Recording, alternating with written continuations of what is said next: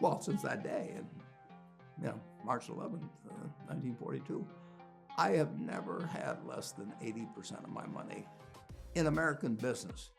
You can call them stocks, but a piece of American business for at least 80% at all times. And, I don't want to own anything else. I want to own a home and things my family wants and all that.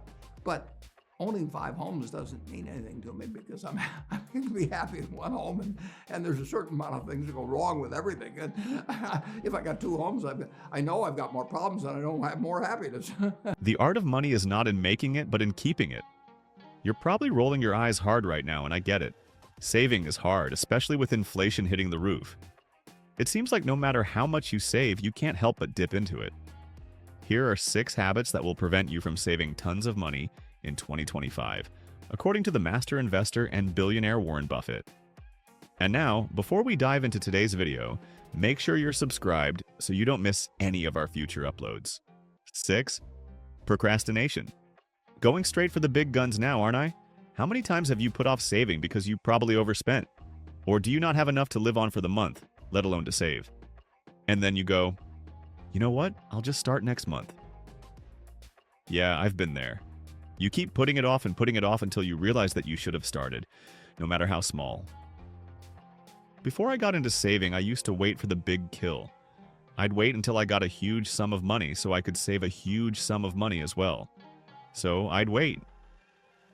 Even when I still got some money, I wouldn't save just because I felt it wouldn't be a substantial amount. This line of thought hindered me from saving tons of money as I kept procrastinating when I could have started with the little I had.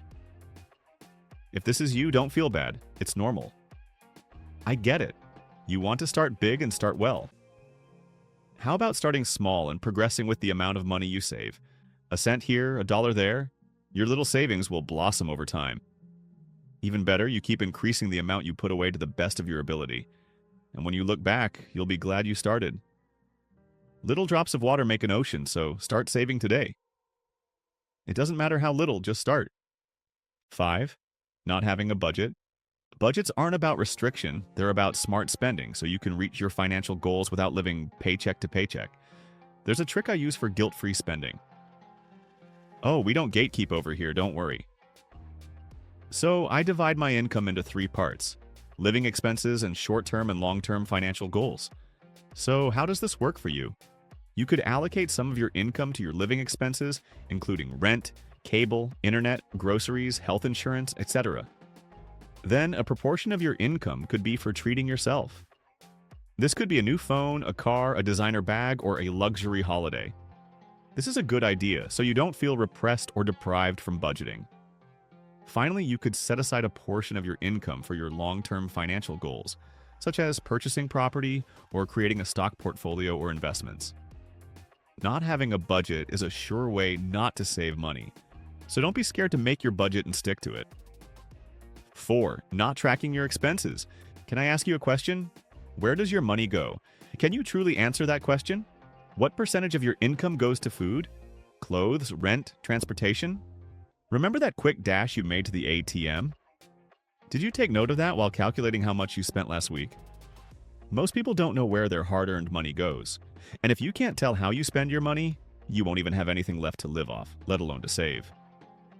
When you don't track your spending habits, it may be hard to identify areas where you are overspending or making unnecessary purchases. I know what you're thinking. But I don't spend recklessly. I am very meticulous with my spending habits. Of course you are, and that is very impressive. But subconsciously, you develop a habit of spending, whether good or bad. This is why you don't seem to have anything left to save despite spending carefully. Intentional spending aligned with a sustainable lifestyle requires understanding where your money goes, so track your expenses to gain control. 3. Living above your means. I think we're all guilty of this in one way or the other. Yes, I'm speaking to myself as well.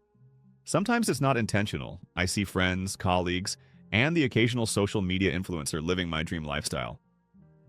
And I can't help it. I want to live that life too. But you know what that does? It only sets you up for failure. Look, I get it. Social media is all up in our faces, showing us the young and fabulous living the fast life. All around us, everyone is doing quite well. And subconsciously, we feel the need to show that we're doing just as well. But living above your means is the fastest way to deplete your income and prevent you from saving lots of money. Let's use Warren Buffett himself as an example. He is worth over $70 billion.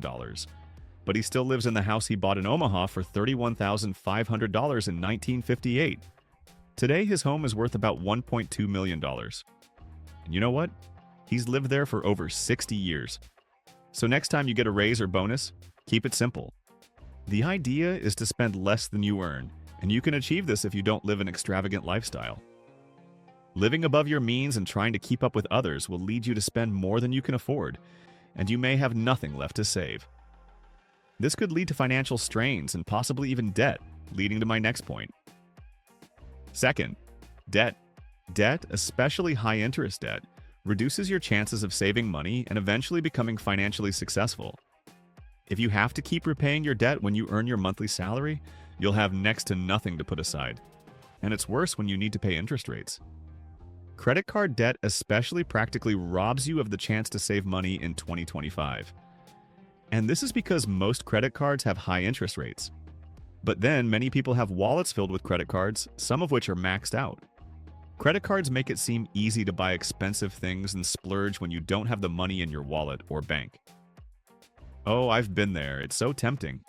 I used to think, after all, I'll pay it off at the end of the month. And that's a mistake a lot of people make. It's the wrong mentality to have. Credit cards aren't free money. They're loans that grow with interest, costing you more in the long run and hindering your wealth. Please don't use a credit card unless you're sure you'll have the money to pay the bill when it comes. If you have a card or several credit cards, I'd advise you to pay down the card that charges the highest interest rate first. Make as many payments as you can each month until you have zero balance. Better still, you can pay off the balance in full as quickly as possible. This way, you can start setting some money aside to save. 1. Saving after spending. You're probably wondering, what's wrong with saving after spending? Am I not still saving? Well, technically, saving after spending is not bad, but it will prevent you from saving tons of money. How? Let's picture it. When you get paid, what's the first thing that comes to your mind?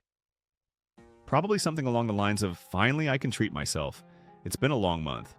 I know for sure that's the only thing in my head. I can't wait to splurge and make myself feel better. It's my money, and I've worked hard for it. Work hard, play hard, right? So what happens? I overspent even when I didn't mean to. Then I don't have enough to sustain me through the month. And I also don't have enough to set aside and save. Can you see where I'm going with this? When you save after spending, you rob yourself of the potential to save so much more than what is left of your income after paying bills and indulging. So save first, spend later. Warren Buffett once said, "Do not save what is left after spending. Spend what is left after saving." I hope you understand that now. So these are the habits that will prevent you from saving tons of money in 2025. Please leave your comments below. I'd love to see your thoughts on this. If you're concerned about your financial security and are thinking about investing, check out the first link in the description. It's the platform I use, Interactive Brokers. Click the link to learn more.